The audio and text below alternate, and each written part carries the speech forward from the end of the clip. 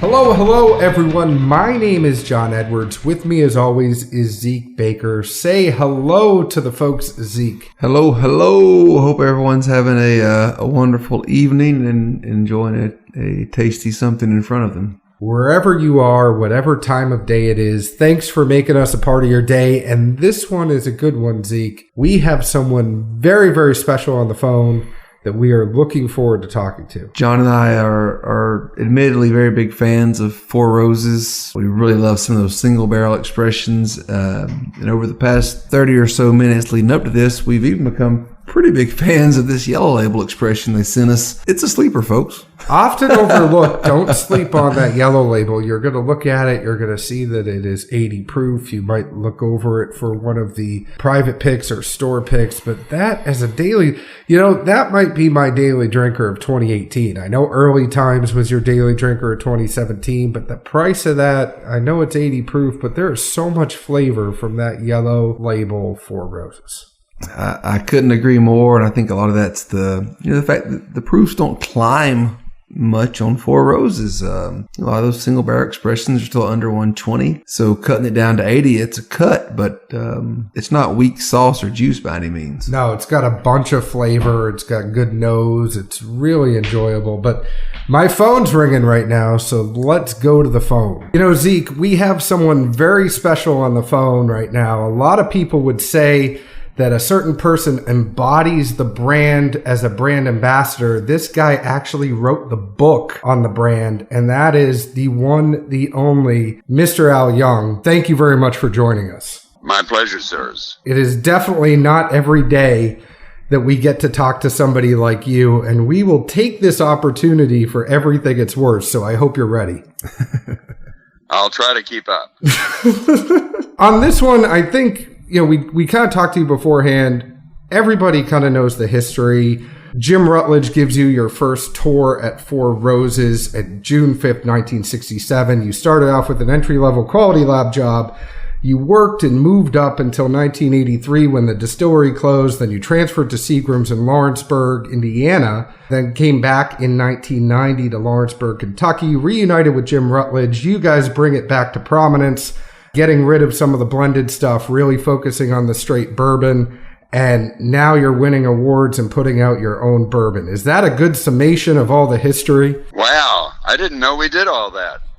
You guys did a lot.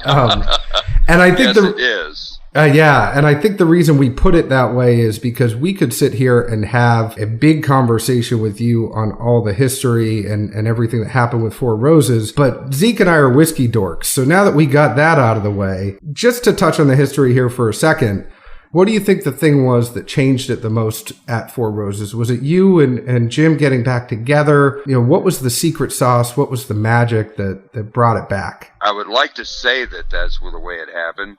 But actually, it was a lot of grit and determination by a lot of people to make the brand survive and make the distillery work, because we were on the ropes. And it was a question of do or die, because Seagram's really didn't know how to manage bourbon. And they were in the process of going out, and we wanted to keep the thing going. Jim wanted to ask us all to put in our retirement money to keep it going. And we just didn't have enough to do that. So it was by cheek and by jowl there for a while before we teamed up with the Kirin Brewery from Japan to make this thing work. So it was there's a lot of synergy involved there. A lot of good whiskey being made by a lot of good folks, and just watching for a place to let it go. And even when you think about that, when Seagram did turn it over to Vivendi, it was almost like a time of turmoil. It was Seagram to Vivendi to Diageo to Kirin. It was kind of pinballing back and forth. That had to be tough too, right? It was, from the standpoint that we didn't know if we had jobs. And we were all at a critical point in our life. We had kids in college. We had kids in elementary school. Some of the workers were really worried about their future, because they had been through those tough times when the distillery didn't run for a year or two, many years before, and they still stuck with it to make it work. And when your means of income is on the line, it makes you want to be more determined to make it work even better. Very impressive, to say the least, and definitely I'm not sure about, John, but at least on my own end, looking back through just, brief history things and trying to become more educated, I hear everyone say, there was this, dark time for Four Roses, which honestly I wasn't aware of before the book. And then even probably more laughable for me, my parents are here this weekend and, explained to my dad, we were interviewing Al Young, the brand ambassador for Four Roses. And he's like, Four Roses? Is that even worth anything still?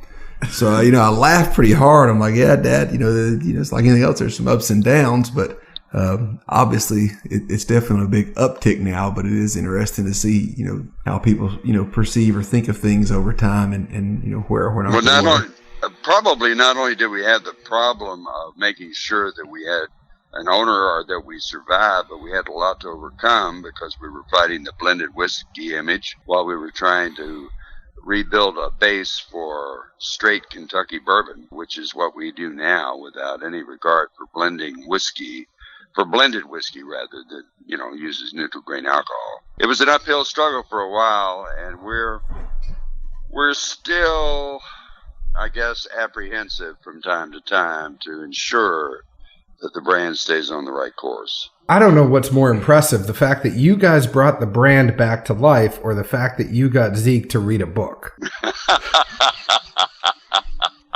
Well, it kind of goes hand in hand, a little bit of both. Right?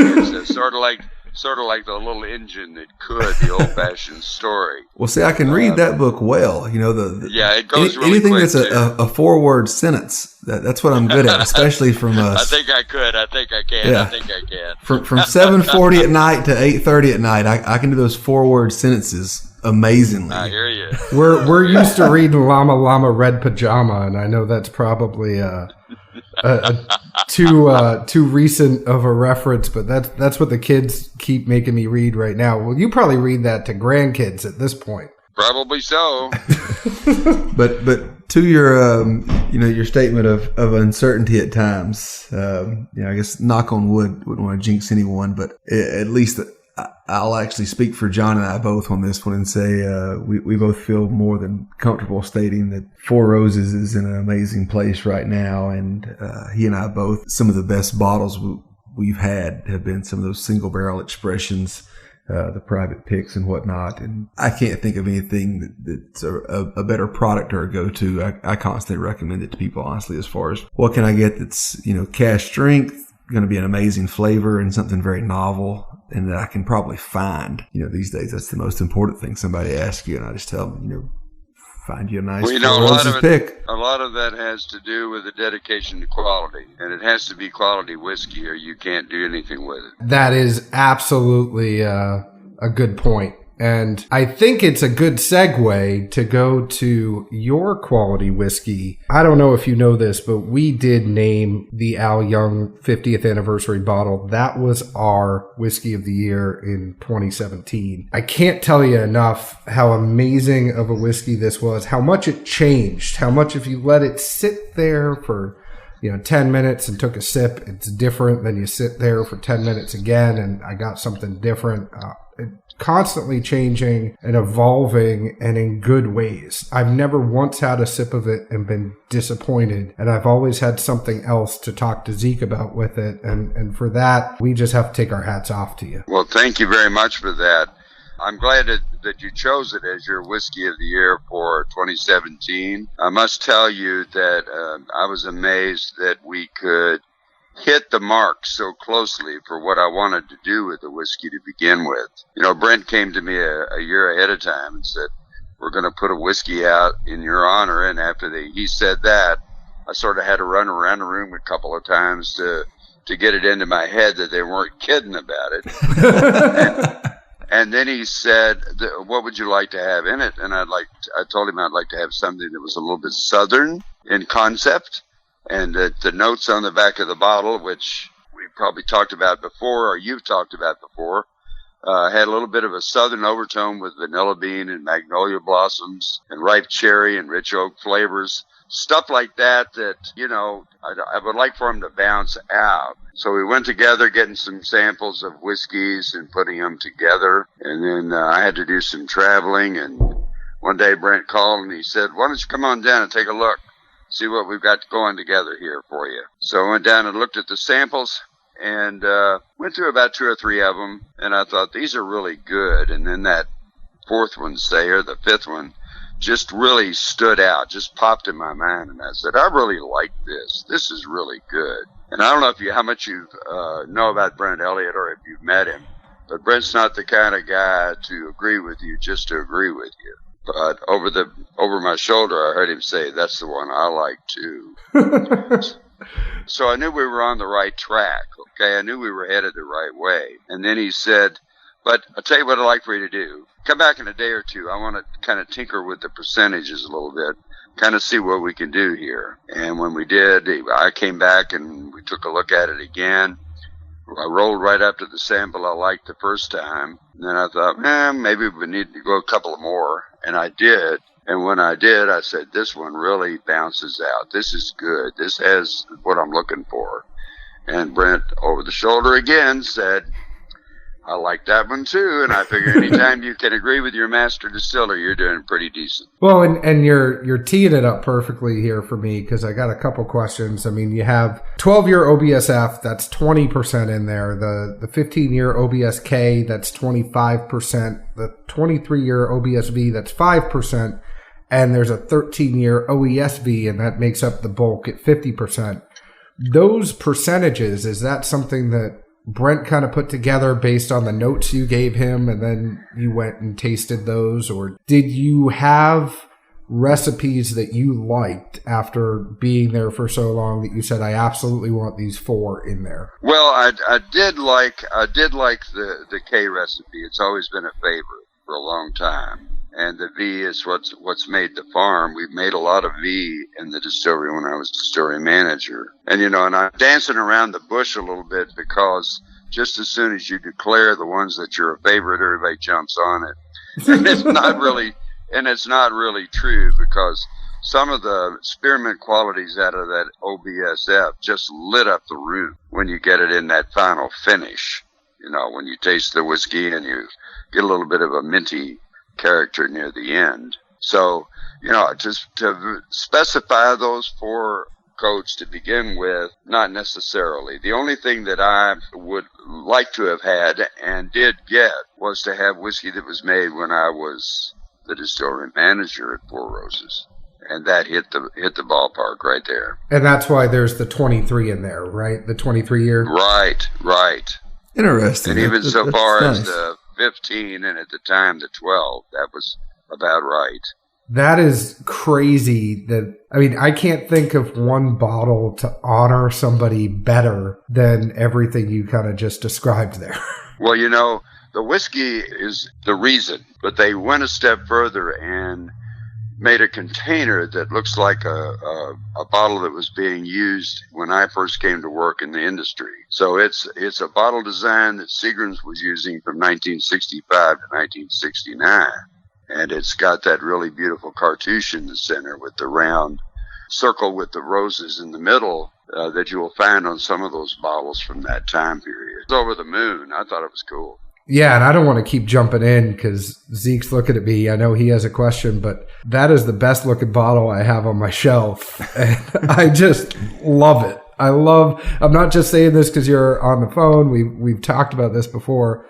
I've said it's one of those things where you're just so happy the whiskey is good because it just looks so good in the bottle too. Well, when I first got a bottle of it and brought it home, I just couldn't believe it was actually happening. I sat on the dining room table and walked around that table for about 20 minutes, just looking at it. Seriously, I was looking at it and judging it and trying to figure out how you could get so much flavor into a whiskey that was only about 107.6 proof or something like that. Yes, sir. I think Fred Minnick's review sums it up best, right? He listed everything that you could possibly taste, and that was his review of it. Yeah, he did an excellent job of it. Yeah. It was a paragraph in one sentence, I'm pretty sure. And to John's note, and to yours as well, I had a similar experience. Lucky enough to get it from the Cox Creek distillery the day it was released. Sorry I didn't make it all the way up to the distillery where you are, but coming from Nashville Logistics were just easier, obviously. Sure. But had a similar experience. Finally got home and sat out on the deck and said, all right, let's see what this thing is. That I've got up before the sun, had an early morning, long day, and let's see if it was worth it, so to speak. And literally just had it in the glass and looked at it and nosed it for forever and enjoyed it. And then finally started diving in and literally over probably another 45 minutes, just letting the flavors develop and experience. That's one of the hallmarks of what I look for in whiskeys is it's okay. I mean, if you have some hype about a whiskey or you have some knowledge of a whiskey, that's one thing. But when you drink it, you don't want the words to come out of your mouth. Good golly, why did I get that to begin with? We've all been there. Is this all there is? Is this what it is? Oh gosh. I wanted to make something, and I think we do that with everything we turn out. But I wanted to make a whiskey that you wanted to drink not only once, but you want to drink it again. Oh, I would say I would add about 4 agains to that, and say literally it's a cornucopia of flavor. John and I are by no means the most experienced or educated tasters or palate or however you want to look at it. For 2 guys, we give relatable reviews. I thoroughly enjoy it, and not to knock anyone or be negative, but at least in my own opinion, I think anyone that just doesn't relish in every aspect of it, it's just too many flavors, which is not a bad thing at all. I think people have their textbook complexities of this is where the nose should be, this is where the palate should be, and this is where the finish should be. And if it broadens those parameters, it's somewhat problematic mentally. But I get different taste, not even each pour, but each sip. I just truly enjoy it. Well, it certainly wakes up your senses, that's for sure. And you're not getting a burst of super high proof alcohol that deadens your senses. You're getting a nice surround mouthfeel to it. It's hitting all the flavor receptors. And more importantly, when it comes down the gullet, you're getting a really nice finish with very little burn. And I think that's one of the things, too. It hits the sweet spot. It's almost like the Goldilocks. It's not 130 proof that it's going to kill you. It's not 80 proof that's making you want more. It's just that right in the middle that's opening everything up. I think for me, it just coats your mouth. I mean, we're sipping on it right now in full disclosure. And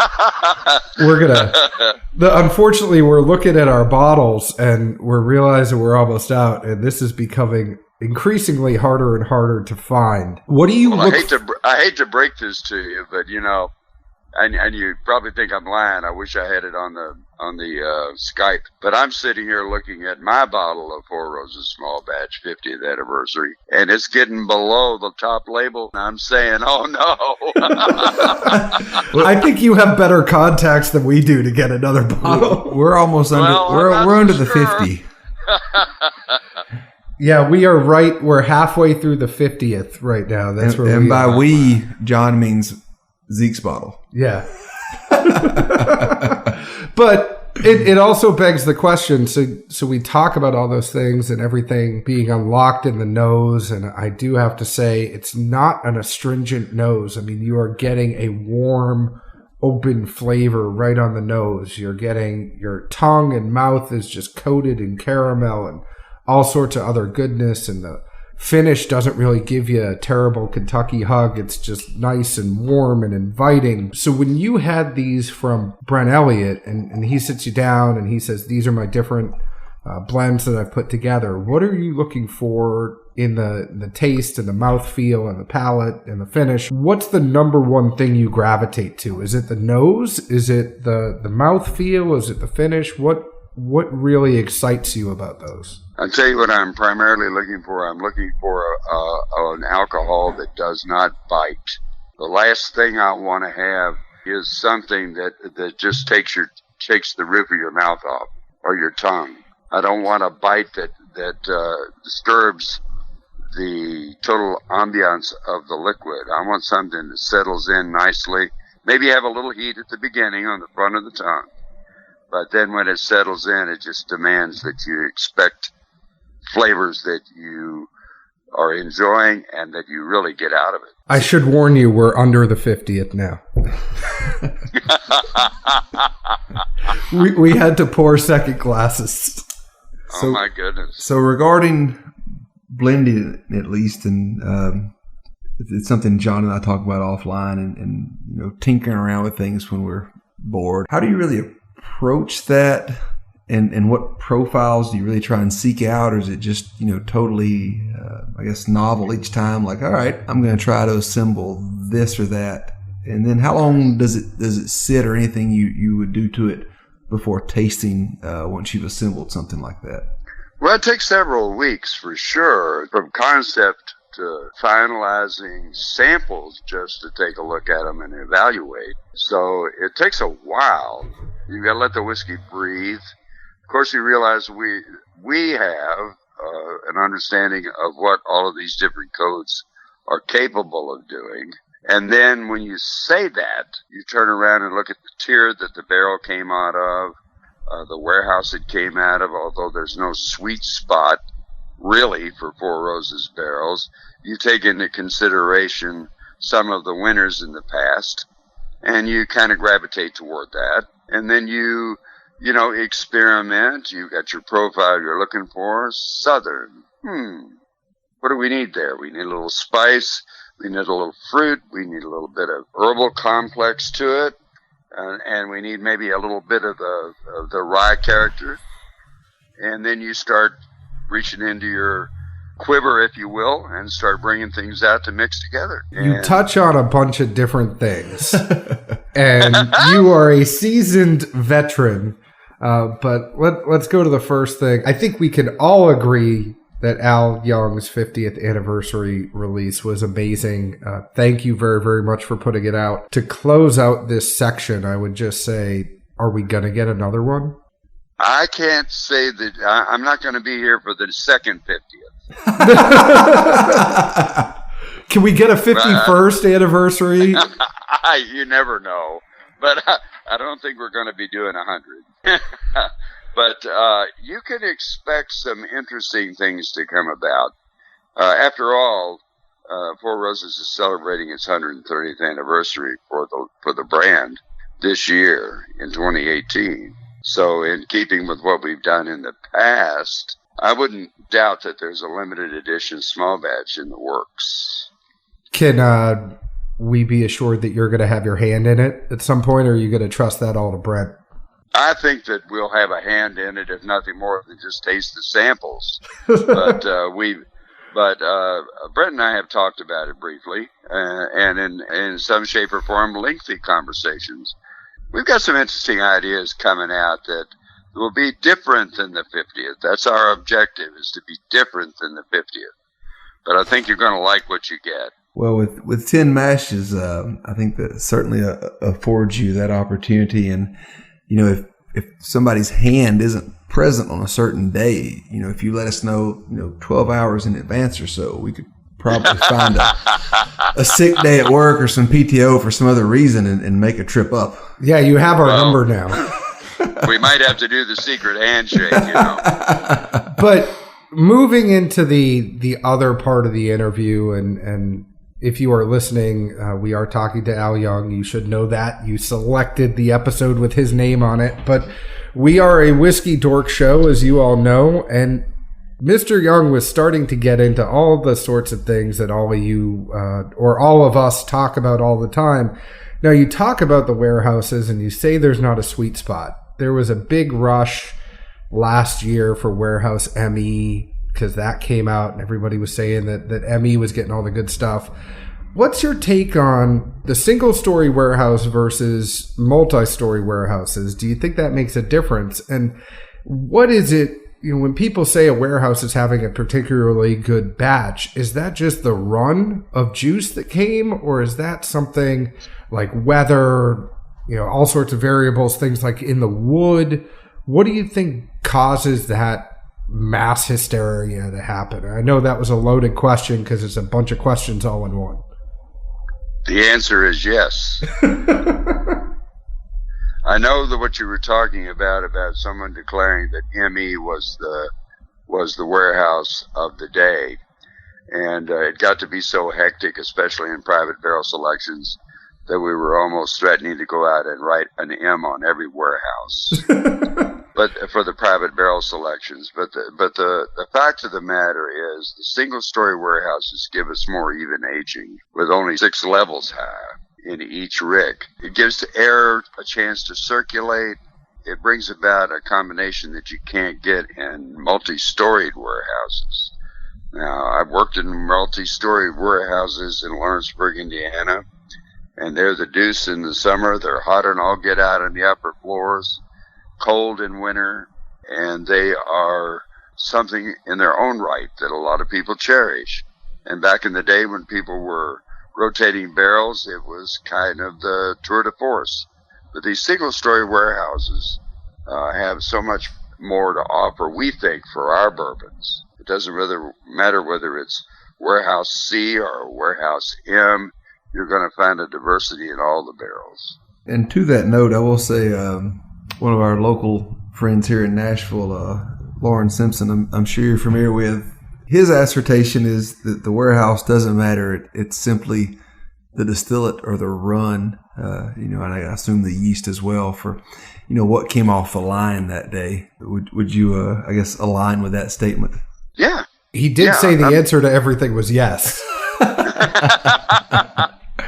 Well, you can almost guarantee that you're going to be able to taste the distillate and know.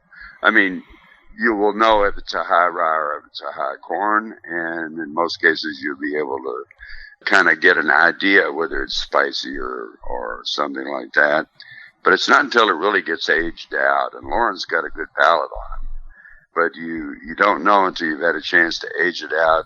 And even if you're using the same mash bill, whether it's the high rye or the high corn, and you're using the same yeast, the position in that warehouse could alter it to the point where you think you've got say an OBSV, and it turns out to be an OBSQ.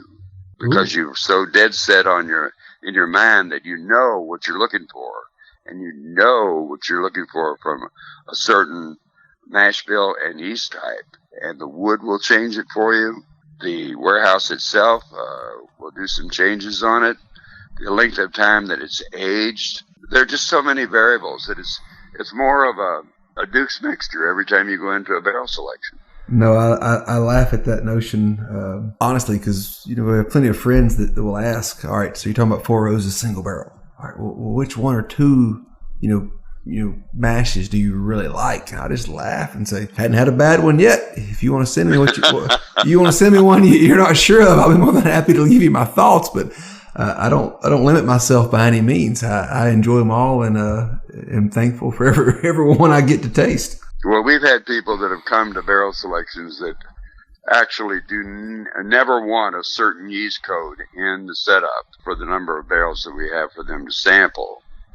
And I remember one time when there was a case where somebody said they didn't like a declared recipe, and that we had it out there, not because we wanted to be nasty or anything, but just because that's what we had to offer. And they couldn't stand this particular code. And after all of the selection was done, they picked it. Inevitably, that was bound to happen. and you just have to say, well, how about that? Yeah, always have an open mind. And I will say I did see at the beginning of the book that you were somewhat of a history buff. So at least if nothing else to prove, I read this thing. I did see a note saying that. Is this your book report right now? Hey, I'm just proving I read the thing. Okay. If we're speaking to a history buff, I don't want to think we're BSing here. Well, I used to take offense when people said, you're a history buff. I mean, that sounds like, well, you dabble in it from day to day, and maybe you don't dabble in it for a year and you come back to it or whatever there is to it. But, if you're lucky enough to be in the industry as long as I have, not only are you historical because you're old, but things just kind of cling to you. You meet the people, you know what's going on in the industry, you have some idea when the product changes, some of the advertising techniques and everything. And if that's what it takes to be a history buff, I'm all for it. I just think that means that you care, and that's just genuine, and you can't replace or beat that as opposed to any other emotion about a hobby. And one other thing that I have to ask you before Zeke gets back into, we're looking at each other just so you know, and we know you're a seasoned professional because every time you say something, we're like, okay, I have a follow-up, and Zeke's like, I have 4 follow-ups, and I'm like, I have 5. But there's not that many places to go for history anymore, besides a good book. And I think that's something to be said about your book. You really put some time in there, and it really outlines the brand, and just we're very appreciative of that. Thank you very much. Sorry, Zeke, continue your book report. I interrupted you. So to the original point, I was just going to toss out that, per the book, it does say with the single level story high Ricks, there should only be, roughly an 8-degree temperature variance, as opposed to most people that have the multiple stories up to 35-degree variance, which obviously can, alter what's going in and out of the barrel and how much of a, flavor influx there could be. Yeah, you do have quite a bit of loss. It's an overused term, but the angel share, the amount of evaporation, the things that can, occur in the liquid, take a terrible beating the more heat you apply to it. You can't age whiskey any faster by artificially heating it or cooling it, and we don't do that. We rely on the ambient temperature outside to do the work for us. We'll open a window every once in a while and let some air in, especially in the summer when it's really warm, so that the fumes don't asphyxiate anybody sitting in the warehouse working. But outside of that, we just let nature take care of it. So to that note, I guess especially in today's market, consumer-wise, there's a strong group that are very pro-age statement and a group that are very, very anti. I guess I would wonder where you fall on that notion. Obviously, as you said, the 23 that's in the blend has multiple meanings in reference to you. But do you really look at an age statement as a judging factor, or where do you go for when you look and determine how good a barrel is? For a long time, and rightly so, we've always maintained that we think our whiskey does its best between 6 and 8 years old. But there are some rare instances out there where you've got some barrels that are coming along that get a little bit older and are deserving to put into these limited editions. But, the 80 proof Four Roses straight bourbon that we make is probably the most undervalued whiskey on the market today because sometimes it has really old whiskeys in it. Well, it's funny you say that because, not to interrupt you again, I've said that a couple times, but Zeke and I were sitting here. You guys were nice enough to send us over a small batch, a single barrel, and the yellow label. And that yellow label, we've been sitting through it, and we're about halfway through that bottle. It is really smooth, and it is really good. That should not be overlooked. No, I don't think it should. I think you're on the right track with that one. Small batch has its place. It's good whiskey. Makes a great Manhattan. Single barrel by itself, up neat, or over a cube or so, it can hold its own with anybody else's single barrel. There's no question about that, if not surpassing it. I wouldn't disagree on any of those statements. But this Four Roses 80 proof, oh my goodness, it's out of sight. That's the one that, if there's an expression to use like made the farm or paid the rent, this is the one that's been around for quite a while, and it does the work. I could certainly see that, and I guess in my head I'm kind of thinking that, especially with the majority of the single barrels I've seen being somewhat lower proofs compared to competitors, I think that the 80 proof may get overlooked as being overly diluted, but there is a ton of flavor in that thing. There certainly is. There really is. I've been blown away for the past hour and a half. And it's one of those things, I think we are admittedly kind of Four Roses dorks, but I think you get caught up sometimes in the single barrel hype and the recipes and the limited edition small batches, that it's good for us to have periods like this where we sit back and just say, like, those other ones are really good when you're really just sitting and enjoying a pour, but daily drinker status, things like that, that yellow label, you can't beat the price, nor can you beat the taste. Well, that's good to hear. We sort of think so. Yeah. So a random question pertaining to the Yale label, since we're on that one, and I guess a difference I caught up in the book again. The back of the Yale label has one story as to how the Four Roses name or label came to be, but the book alludes to a different one, and instead of mentioning Paul Jr., it speaks to Lawrence Lavelle Jones. Which of those two stories do you buy? Well, I think that Lawrence Lavelle Jones's story kind of was a takeoff from Paul Jones's early attempt to woo a Southern belle. And, so consequently, I think he just borrowed the idea from his uncle Paul. But that in itself is a love story that is just unbelievable. I mean, that anybody could stay so devoted to a woman that he would go over to her house and woo her and entice her enough to wear a corsage of 4 red roses and say yes was, it speaks well of the man. I mean, this was a guy that was dead level best, a hard-nosed businessman who turned out being the champion of 4 roses up until the day he died in 1941. He was a force to be reckoned with. Well, his love for this woman just about took him out when she died.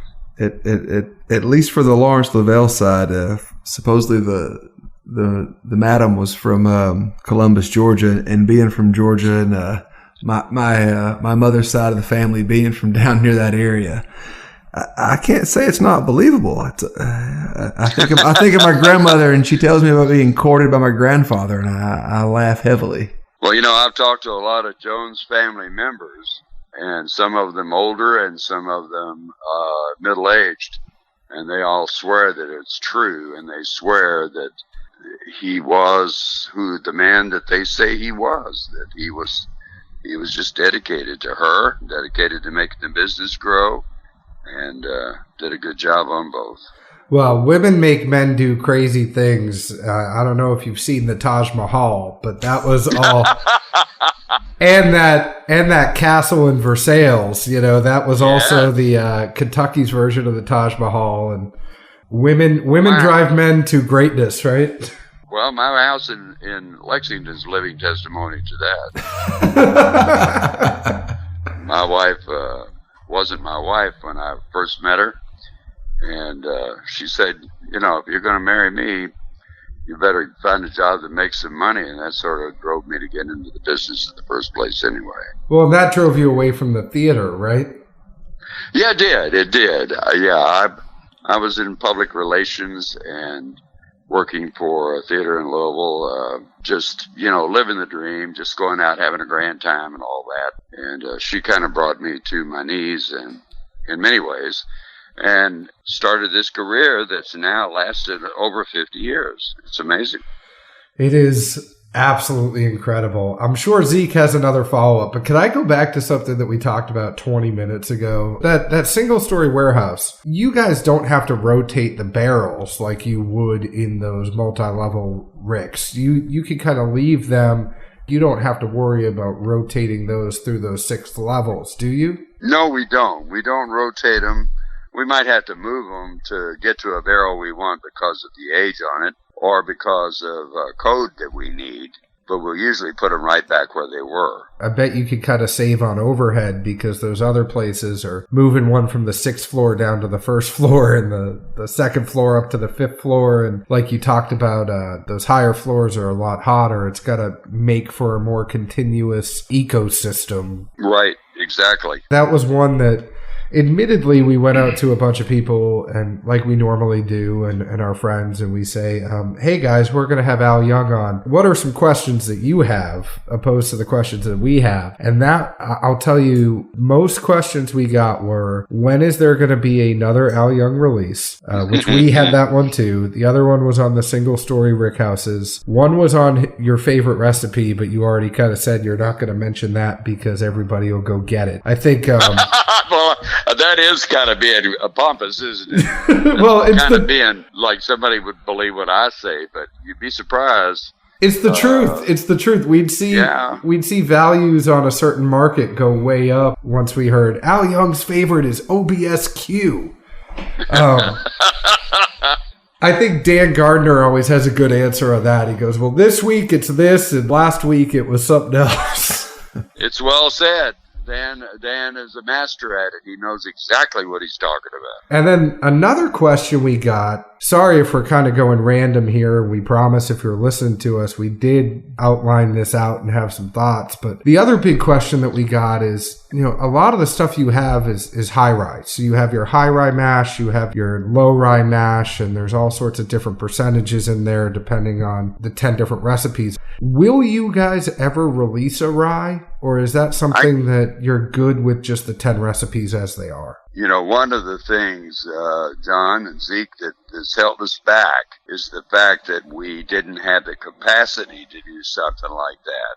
And now with the expansion project that's added another still and doubler, more fermenters and more warehouses, I'm not going to rule out the possibility of doing a higher rye. But I can't tell you when, because right now we are doing our dead level best just to meet the demand for the product that we have now for all 50 states that we're in, and in Europe and in Japan. And Japan actually gives you guys the bulk of your business, right? A lot of the stuff goes out there. Is that because of the Kirin influence, or was that going before? Well, actually, it does play a big part in it. It does. When you're out of the market for almost 60 years, I believe is the best way to say it, then you do require a more emphasis on your export markets. And that's what we had going on in Europe and in Japan. And Japan, of course, had a relationship with us through Kirin, who became our distributor back in the 1970s. And they're the ones that made, along with Seagram's, made that brand paramount in Japan and in certain parts of Europe as well. That's super premium. You see people post pictures of it. It just makes it sound better, right? Four Roses super premium. Well, you got to have a little punch. You got to have a little hype. It always helps. If nothing else, John and I were fortunate enough in an event a few months back to have some 4-year Four Roses. No, it was a 2-year. Was it? Yeah, it was young, but had amazing flavor. We laughed at how solid that was as far as a private sampling, so to speak. One question that we also had, or at least I did as well, from what I could gather from the lineage here, is the original yeast that was bought from Seagram's still being used, or has that changed? The yeast cultures that we use now are the ones that came out of the Seagram library and had been involved with Four Roses when they owned it. So we have proprietary relationship and ownership of those yeasts. So they are the ones that Seagram started back in the 40s, and they're still pure and still alive and well. One thing about it, if somebody said they had the original Four Roses, it would have been made by the Paul Jones Company, and those yeast and so forth weren't desirable for Seagram, so they changed the composition when they bought it in 1943. You hear stories about the Russells having backups in their freezer at home. Did they give you an emergency yeast that you have to keep in the freezer in case something happens? We keep our yeast in the White Laboratory in California. Oh, there you go. And every month we get fresh samples to continue growing our yeast at the distillery and making our product.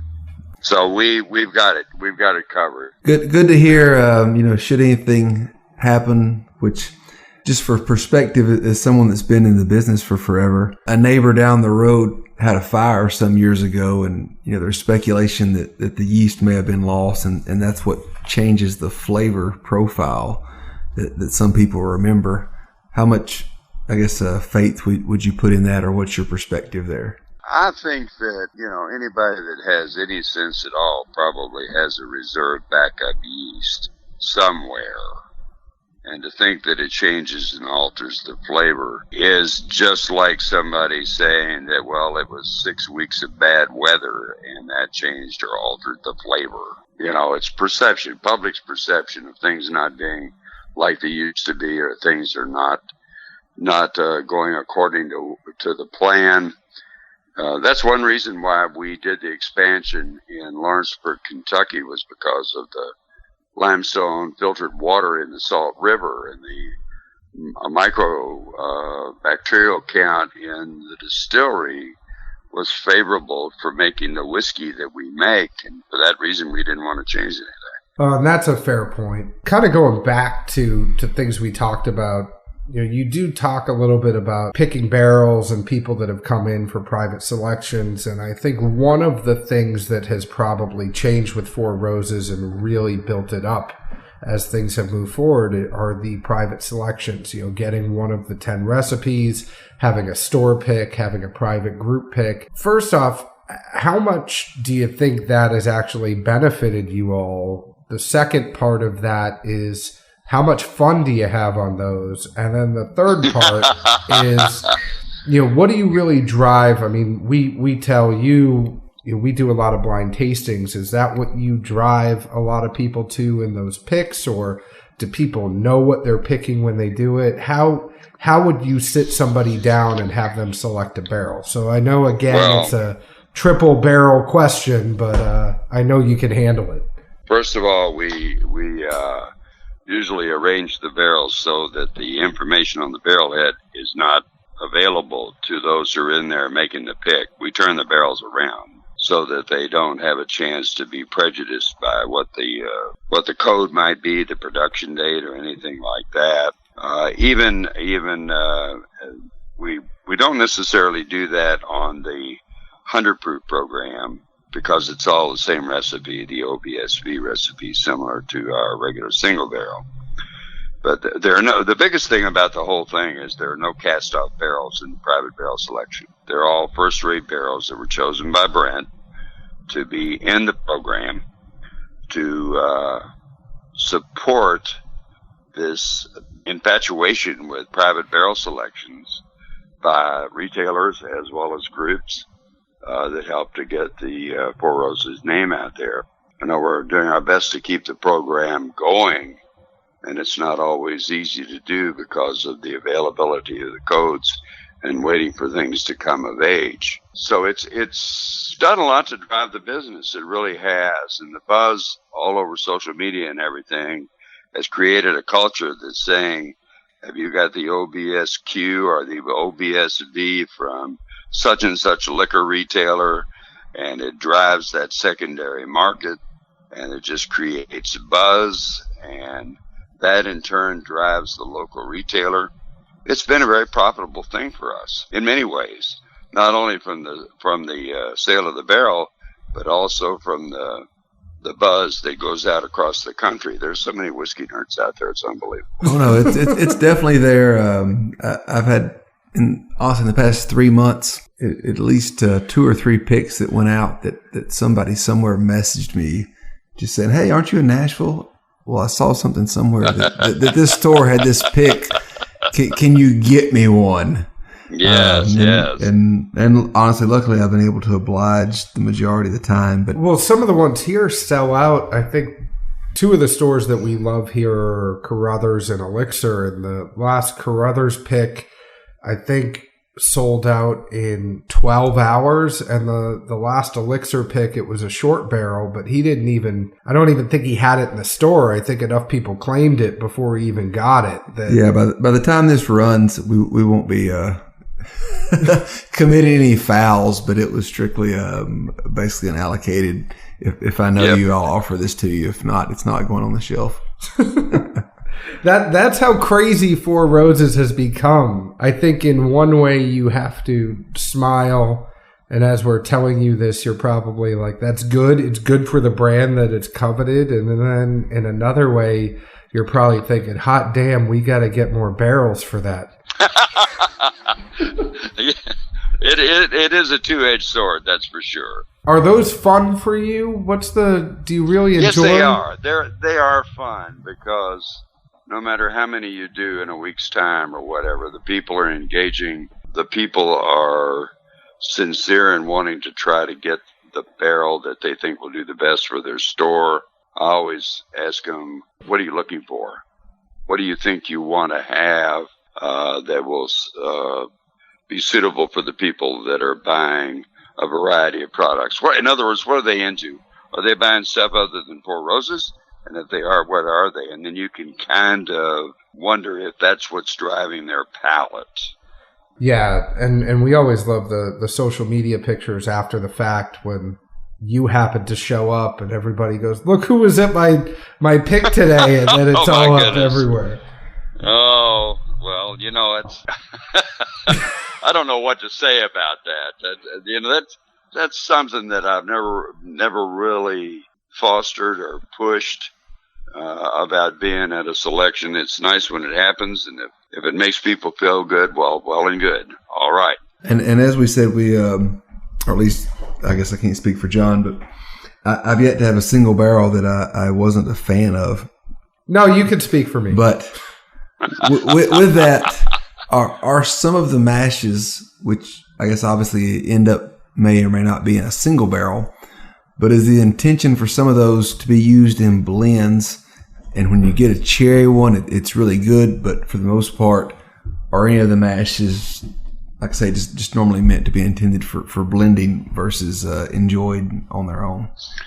Well, when you take your maturation studies and you're looking at whiskeys for this and that and the other, we don't ever make whiskey for a specific brand or a specific expression of Four Roses. We just look at them and chart their progress and kind of get an idea where we might want to use them. And then when that aging takes place, we'll decide, well, this one probably would be better to be in the 80 proof, or this is a special OBSV to go into single barrel, or maybe we should hold this one out to be in a limited edition, or the K and the O that's going into the small batch requires that we use these barrels here that fit that profile. It's a question of fitting profiles rather than, trying to be demanding about any of the whiskeys. We let them do their own thing. Now, one thing we've heard, and we know you can set the record straight, we've heard about this mythical OBSB and OESE. Some of those happen. Some of those happen to be codes for water mash that are put up at the very beginning of a run in the distilling season, and that means that they're using maybe something to get us started before our yeast comes online and so forth until we get up to speed. So some of those will be out there and they'll be aging in the warehouse, and they'll end up probably being in blends more than anything else. That makes sense. One thing, I know we've had you on for a long time. We know it's late for you, so we're not going to keep you on all night. It is, because I got to get up in the morning and I got to go to work. I know, so we won't keep you on too much longer, but I would be remiss if I didn't ask you. You are such a great storyteller. What's one of your favorite stories? And I know it's tough out of 50 years, but we didn't touch on the history enough. So what's one of your favorite stories from your time at Four Roses? Oh, wow. Gee whiz, I think probably one of them had to do with Charlie Beam, who was the master distiller before O'Bahaney and Jim Rutledge came along. He was sort of like the Kentucky area administrator for Seagram's, and he was a short in stature guy that smoked Lucky Strikes. And when I first went out there, I thought, I'm going to be just like Charlie. So I started smoking Lucky Strikes and tried to emulate what he would do and learn as much as I could out of how to run the distillery out there. And then we all got separated, and he retired, and I went to Indiana and work and came back and saw him one time, and as a result of smoking the Lucky Strikes, he was on oxygen. And he looked up at me and he said, "Are you happy you came back?" And I said, "Yeah, I sure am." And then a little while later, he passed on, and I'd lost contact with him. And then one of his relatives came out and said, "How well did you know Charlie?" And I said, "Well, I thought I knew him pretty good." But he said, "Well, we didn't realize it till we started writing his obituary, but during World War II, Charlie was a tail gunner in the bombers that flew over Germany." And they said when he figured out that if he could ride as many of them as he could go home quicker. So he would get off one plane and get on to another without taking much of a rest in between, and go out and continue the bombing runs so that he could get back to Kentucky. And he was a quiet man. He was a very, very together person, but he didn't say a whole lot or never showed any sense of anger. But if he saw something he didn't like, he would go back to his office and usually kick a file cabinet or something really wild. But he was one of the guiding forces in making sure that the quality was there, and that trickled down through everybody that he ever worked with. And it's something we still do today. And that's probably unique, that the fact that you started off working in the quality lab probably has been something that stuck with you for these 50 years, and really ensuring that quality is there. That has to be something that's close to your heart. It is. Now, speaking of which, we know the quality is there at Four Roses. We've talked about all the things that we do like about it. One thing I would be remiss in asking before we let you go is, you've got to see this industry change a lot in 50 years. You've been able to see kind of the tough years, not just at Four Roses, but at everywhere. You've been able to see this resurgence back, and now you've probably seen things go to the extreme, to the fact that there are podcasts and radio shows that you are on right now in talking about bourbon, and that's probably something that was unheard of before. Where do you see this industry going in the next few years? Well, I've had that question asked before, but I don't really have a pat answer for it. But I would say, look at all of the expansion that's going on in the bourbon industry. Look at all of the labels that have materialized. Look at all of the emphasis that's being put on the bourbon trail in Kentucky. And look at all of the interest that's being generated across the country in this particular brand of beverage alcohol, being bourbon, no matter what the brand name is. And to answer your question, I don't think that we've seen the end of it yet. I mean, everything has a cycle. I'm fully aware of that. And we've been through some good times and some bad times in 50 years. But as far as some people call it the bourbon renaissance is concerned, I think the fact that the people are putting money into it to build more distilleries and build more stills and production facilities and warehouses indicates that the thing's going to be around for quite a while. Yeah, I would agree. Zeke, what do you have? So a couple of somewhat quick questions. So I have all 10 mashes in the single barrel. They're all from 2007 distillate, which is when I graduated from college. We had our 10-year reunion this past fall. I'd hoped to have everyone blend their own take-home bottle, but that didn't pan out due to time restraints. I'm now faced with doing these blends on my own. Any tips or advice to me or anyone else that's looking to take some Four Roses single barrel expressions and do their own novel blending? Well, start out with a goal. Find out what you try to make, what you want to attain in the way of a mingled product, and then keep notes of your percentages as you go along and find out what worked and what doesn't work. And then never give up in terms of trying to find that perfect combination so you can make a drinkable mingling, if you will. I don't think that you have to start with a baseline somewhere. So try to find the one you like the best and build off of it. That's what we do all the time. I've heard you have to use a blender. Is that any truth to that? Do you guys whip it together in high-speed blending? You can.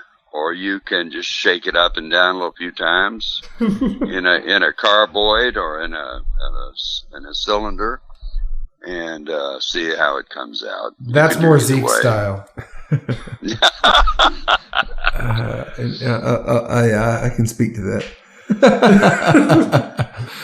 One other thing I had, and again, kind of going back to the book, I didn't want to seem unappreciative and seem like I didn't pay attention there. But at some point, I did see a fabled eggnog recipe mentioned.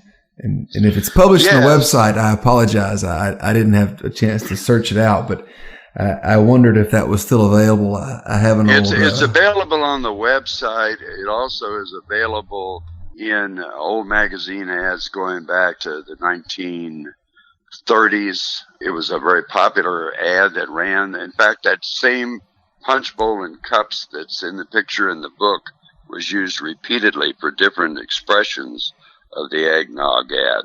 But what changed was the composition of the whiskey, because it went through all of the different proofs, all of the different blends. Everything that Four Roses went through was caught up in that eggnog recipe as it morphed over time. So you can start with your eggs, you can start with your cream, you can start with, you can even add the rum that's called for in some of those recipes. But right now I think you can make a very tasty eggnog, even out of bought eggnog without alcohol, and using small batch, or if you're really capricious, single barrel, or if you have a budget in mind, you can put the 80 proof in there. So which one do you go with for your family and friends? I would do the small batch. It's like his Manhattan. He already told you the small batch is good in cocktails. Hey, I just wanted to clarify. You know, there's the one answer, exactly. Then there's the one that you serve your close knit circle. I like that. Yeah. Mr. Al Young, thank you so much for taking the time. We have really, really, really appreciated it. It's not every day that we have an opportunity to talk to someone like you, so we would be remiss if we did not close in saying thank you for everything that you have done for Four Roses. But not only that, thank you for everything that you have done for the industry. You are one of those people that continue to make it great, and we will be continuing to look and see what Four Roses comes out with. Because, and man, I'm going to extend this for a second. It's the 130th year. So what else is coming out this year? Is there something that we should expect? And then we'll say bye to you. You know, what you should do, and I encourage everybody to do it, is to visit our website. Keep tuned for special events to celebrate the 130th. Keep an eye out for press releases about special whiskeys that will be involved. This is an always evolving thing. It's going to be a topper. It's going to be unique. That's all I can tell you. Well, we hope to see you there and in person and catch up. So thank you very much, Zeke. You should probably say bye to him too. Yeah, just reiterate what John said. Thank you very much. If any empty hands are available on that selection process, we'll make a short trip, and any single barrel picks we can get our noses into, we'll certainly hopefully look forward to seeing you there as well. We make a good focus group. But all right, gentlemen. Thank you very much. My pleasure. Thank you so much for having me on. I appreciate it. I hope we haven't muddied the water. No, never. Have a great night. Just made it tastier. Thank you. You too. Wow, Zeke, that certainly was an experience, having Al Young on the phone. Kind of crazy, right? No, it had been in our books for a bit, and we had to reschedule and do some other things. But honestly, just more than happy to get that knocked out, to hear perspective, thoughts, etc. And we tried to dive into as many questions as we thought were pertinent. We probably didn't pay enough attention to history and background. They were kind enough to send us the Four Roses. Al Young wrote the history of Four Roses. So this is the return of a whiskey legend. It is the whole history of Four Roses. Al Young, as brand ambassador, is actually the official historian for the brand. But it has a sticker on it that matches the same thing that's on the bottle of Al Young.